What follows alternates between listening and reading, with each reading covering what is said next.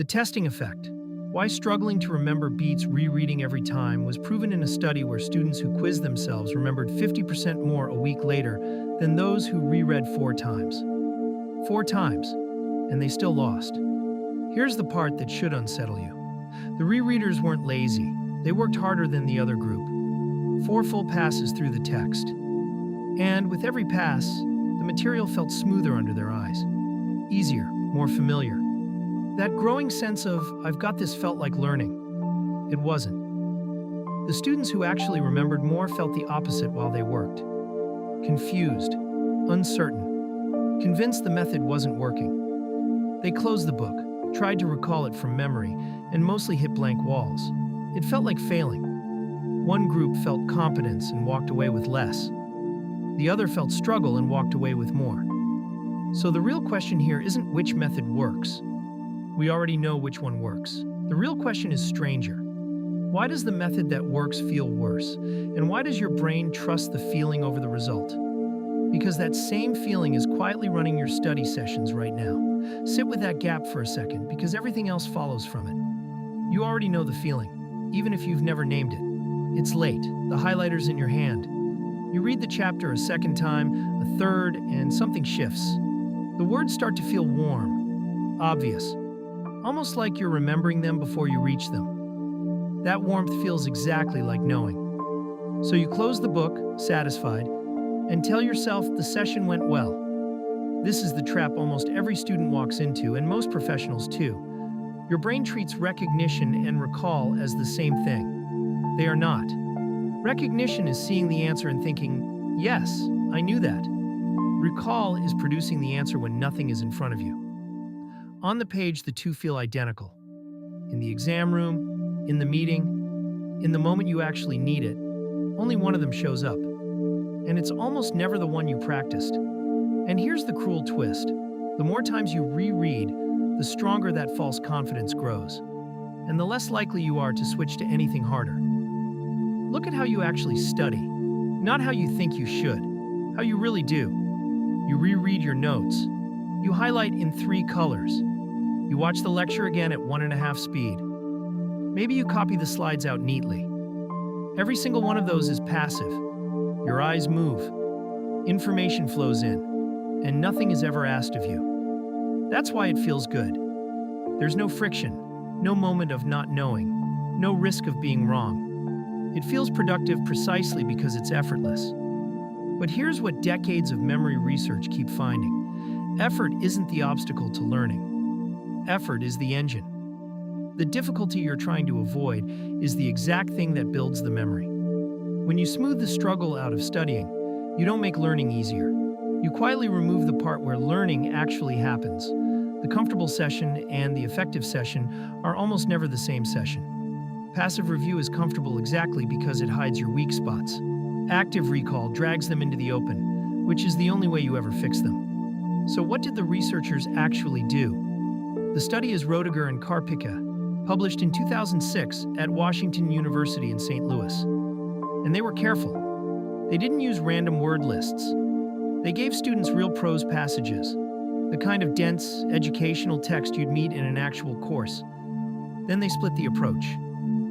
One group studied a passage, then simply studied it again. Straightforward repetition. The other group studied it once, then put the text completely away and tried to write down everything they could remember. From memory, no peeking, no feedback, mistakes and blanks and all. Notice what's fair here. Both groups spent time on the material. Nobody got extra hours. The only difference was what they did with the time. One group re-exposed themselves to the words. The other forced their own brain to produce the words. Same material, same minutes, 2 completely different things happening inside the head. It's a small design choice with a huge payoff. By matching the time in both groups, they ruled out the easy objection that testing just gives you more exposure. It doesn't. It gives you something different. Then came the part that makes this study brilliant. They didn't test everyone at the same time. Some students were tested just 5 minutes after studying, some after 2 days, some a full week later. And that single choice, when to measure, changed the entire answer. After 5 minutes, The rereaders won. Cleanly, the material was fresh, sitting right on the surface, easy to grab.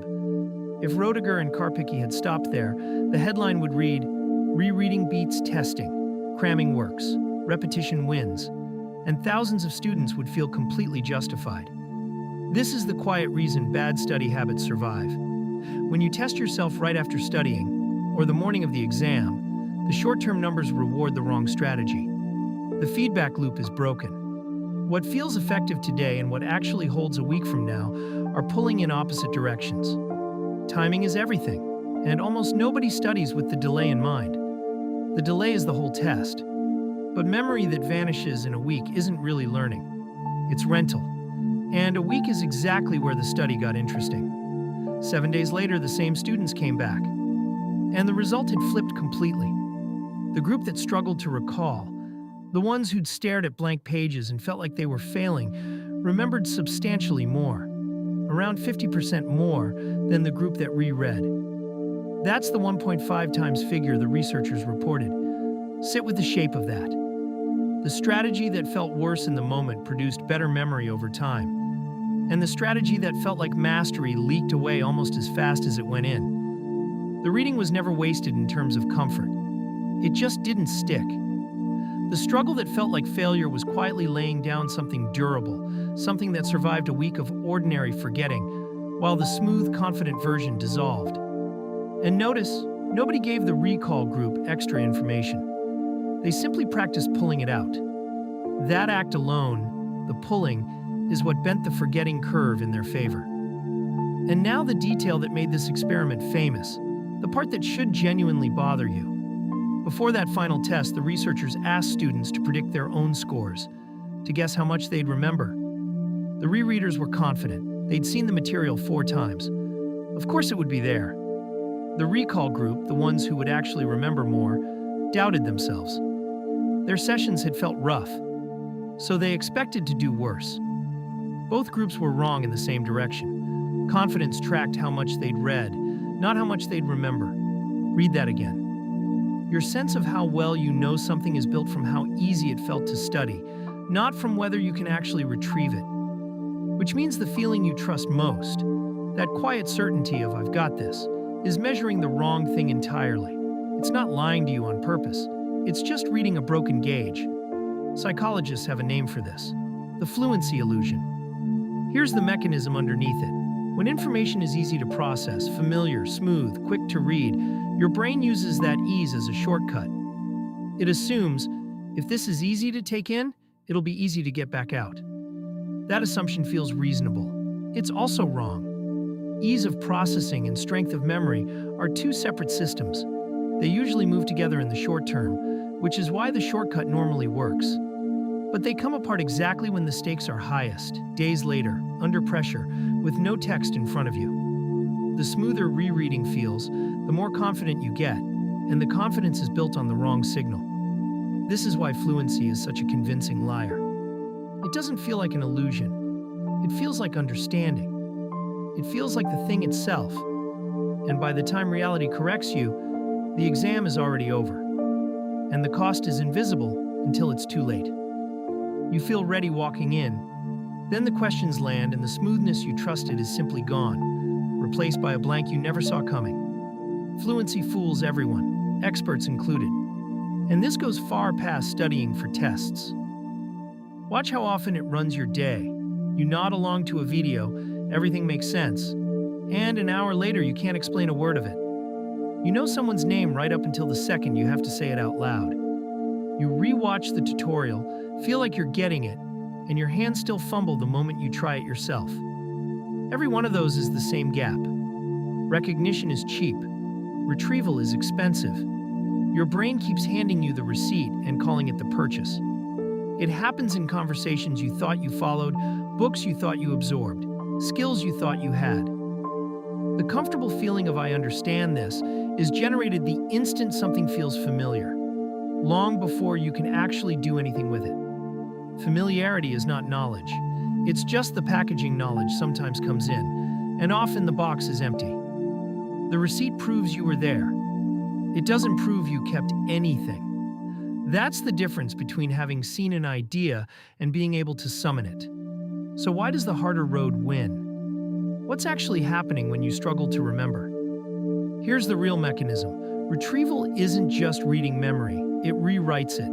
Every time you drag a fact out of a foggy, resistant mind, you don't just check that it's there, you physically strengthen the route back to it. The reaching is the reinforcement. Cognitive scientists call these desirable difficulties. Difficulties because they genuinely slow you down and make you feel worse in the moment. Desirable because that friction is what makes the memory durable. It's the same logic as a muscle. The resistance isn't in the way of the growth. The resistance is the cause of the growth, which completely reframes the blank page panic. That moment where nothing comes and you strain to find it, that's not the method failing. That's the method working at full power. The strain you're trying to escape is the exact thing doing the work. Think of a path through tall grass. Read it and you glance at the trail. Recall it and you walk it, flattening the grass, wearing the groove deeper each time you pass.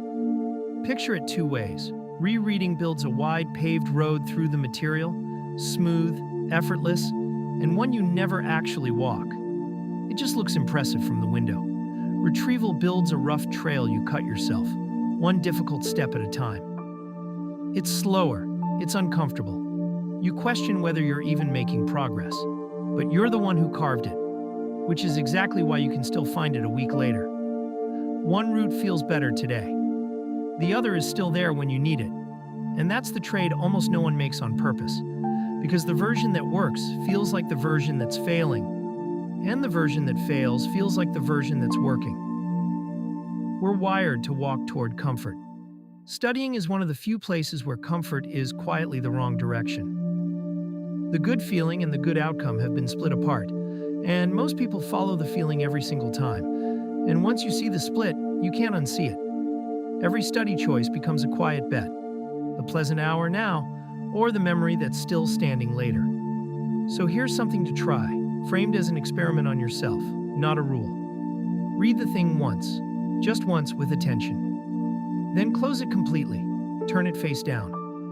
On a blank page, write out everything you can remember. It'll be messy, incomplete, wrong in places. You'll hit walls where nothing comes. And that's supposed to happen. Only after you've emptied your memory onto the page do you go back and check what you missed. That's the whole method.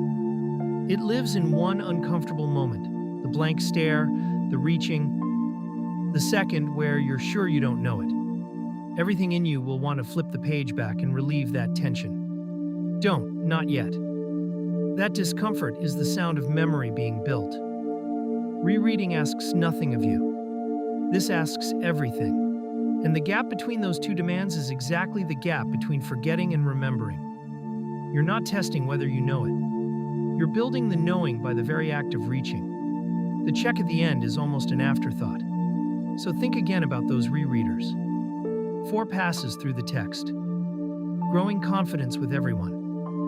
And a week later, they still lost. Not because they were careless, because comfort is a quietly terrible teacher. Real learning almost never arrives feeling like knowing. It arrives feeling like reaching, like effort that isn't sure it's working.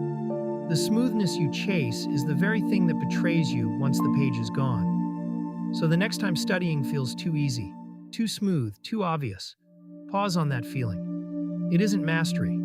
It's the fluency illusion, dressed up as understanding. The students who remembered didn't win by reading more. They won by closing the book and struggling to find what was already there. That was the whole secret. Learning was never supposed to feel comfortable. It was supposed to feel like this. That's the loop worth closing.